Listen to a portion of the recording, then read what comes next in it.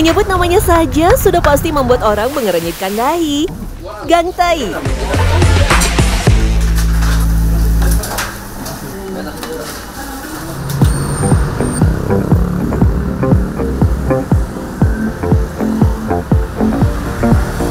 Ya, Anda tak salah dengar.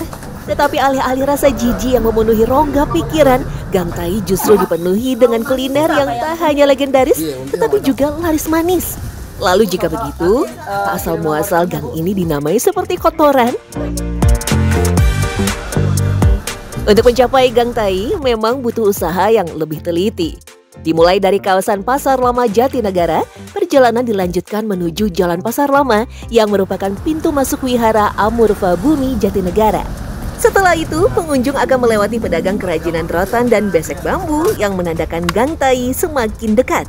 Setelah menemukan gudang tepung terigu dan tepung sagu, kita akan menemukan sebuah sentuhan klasik berupa pompa air besi yang menandakan gerbang dari Gangtai. Meski punya nama yang sedikit nyeleneh, semua akan terasa berbeda ketika kita sudah memasuki gang. Menjadi salah satu spot favorit belanja Pasar Lama Jatinegara, Gangtai justru menjadi sentra kuliner yang diburu para pengunjung. Dulu di Gang Banten. Nah, dari Gang Banten itu lapaknya dijual, pindah ke sini tahun 78. Nah, pas dari situ langsung rame dagang di sini. Salah satunya adalah Cakwe Wastafel. Setelah berdiri nyaris setengah abad, usaha cakwe yang kini dikelola Zailani merupakan warisan dari sang ayah. Posisi Gangtai yang disebut strategis membuat usaha Cakwe Wastafel ramai diserbu pengunjung yang melintas. Karena termasuk jalan utama juga, soalnya yang dari arah Bukit Duri, dari Manggarai, pokoknya yang dari Jakarta Selatan lewatnya sini semua. Jadi termasuk jalan hidup juga lah gitu yang menuju pasar gitu. Disebut ramai mulai tahun 70-an, awalnya tak ada yang melirik Gangtai untuk tempat usaha. Tetapi ketika beberapa orang menyadari bahwa gang sempit inilah yang menjadi pusat lalu lintas pasar, para pedagang pun berangsur pindah. Baru ketika wabah Covid melanda, sebagian penjual terpaksa gulung tikar dan hanya menyisakan beberapa yang bertahan. Supaya bertahan aja dengan harga yang murah, satu juga dengan kualitas yang lumayan bagus gitu, dari minyaknya suka ganti gitu kan. Jadi banyak yang nyari juga gitu. Kebetulan langganan juga udah banyak yang dari mana-mana pada nyari ke sini gitu. Terlepas dari ikoniknya Gangtai, Cakwe Wastafel Zailani juga punya keunikan dibanding kue lain. Jika cakwe dan kue bantal biasa digoreng dalam wajan besar, Zailani memakai wastafel yang biasa digunakan sebagai tempat cuci piring. Proses penggorengan inilah yang menjadi asal-muasal nama Cakwe Wastafel. Karena makanya pakai ini supaya satu lebih irit minyak, lebih cepat panas juga, dan lebih irit budget. Soalnya kalau misalkan pakai pan khusus buat masak itu harganya lumayan. Jadi kita istilahnya ngide sendiri gimana caranya supaya goreng cakwe dengan minyak sedikit tapi bisa goreng gitu. Dari segi rasa, Zailani menyebut tak ada perubahan berarti ketika memakai wastafel. Wastafel yang dipakai pun dibeli dari baru sehingga aman dan punya fungsi sama dengan wajan. Satu cakwe atau kue bantal wastafel dijual dengan harga 2.500 yang terbilang terjangkau mengingat ukurannya yang besar. Tak hanya cakwe wastafel, Gangtai juga menyimpan kuliner lain yang tak kalah legendaris. Adalah Combro Aminah yang sering kita jumpai di laman sosial media karena seringnya dikunjungi konten kreator. Saking ramainya, biasanya yang membeli harus memesan terlebih dahulu atau dipastikan harus menunggu lama atau justru kehabisan. Ya laris banget, tadi kata ibunya harus pesan dulu. Saya nggak dapet, karena saya nggak pesan dulu. Jadi waktu itu kita pernah coba dari orang kantor, itu tahun 2003. Kita tahu ada di Gangtai ini gitu ya, dan memang dulu juga rame yang beli gitu ya, karena memang enak gitu. Akhirnya tapi karena sudah nggak kerja, udah lama nggak kesini, baru kemarin kesini lagi 3 hari yang lalu.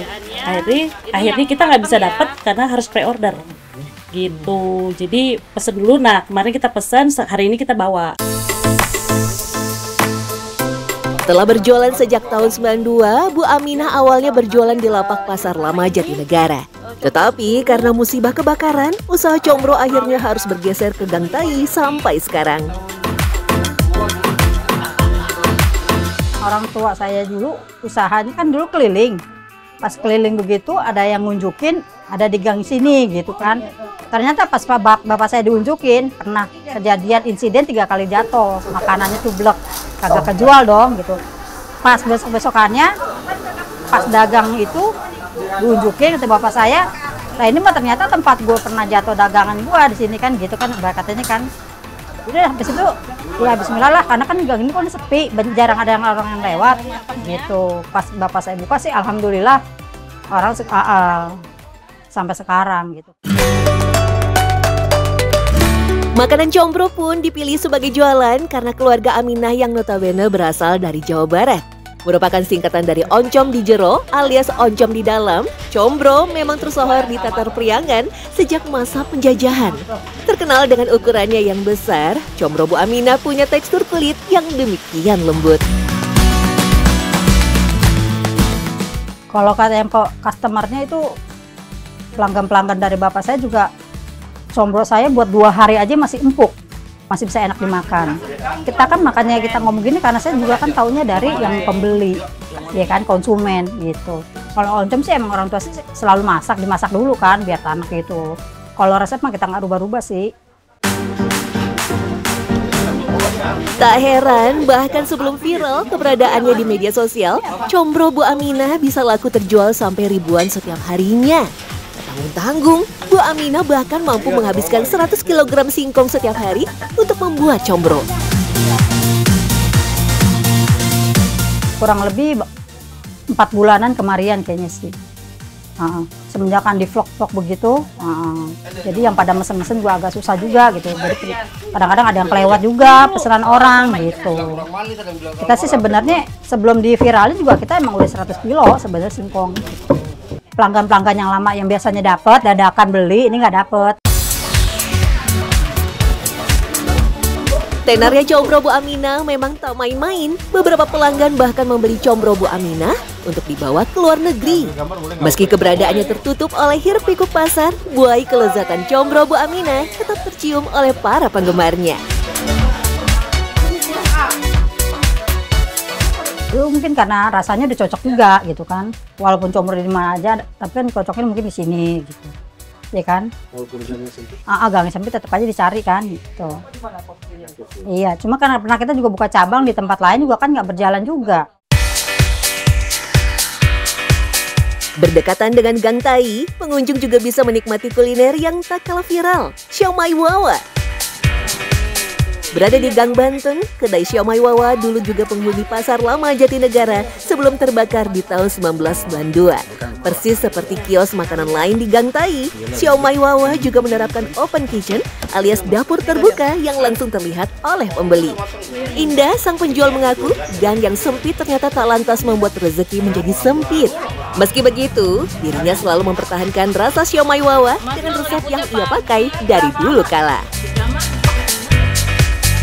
Mungkin karena berasa ayamnya, jadinya orang-orang sih bilang katanya ya berasa ayamnya. Terus kalau misalnya kalau yang di lain kan kurang gitu, kayak sagunya mungkin lebih banyak, apa kurang ayamnya atau rasa udangnya nggak berasa. Pasalnya, dengan banyak pilihan makanan di satu gang sempit, Indah menyebut bahwa rasa yang sempurna adalah sesuatu yang tak bisa ditawar. Rasanya sih ya mesti konsisten ya sama rasa, udah gitu doang sih. Harganya kalau misalnya ini tergantung ayam sih, kalau naik atau sama udangnya naik, jadi ya harganya pasti dinaikin. Kalau misalnya ini ya harganya tetap segitu.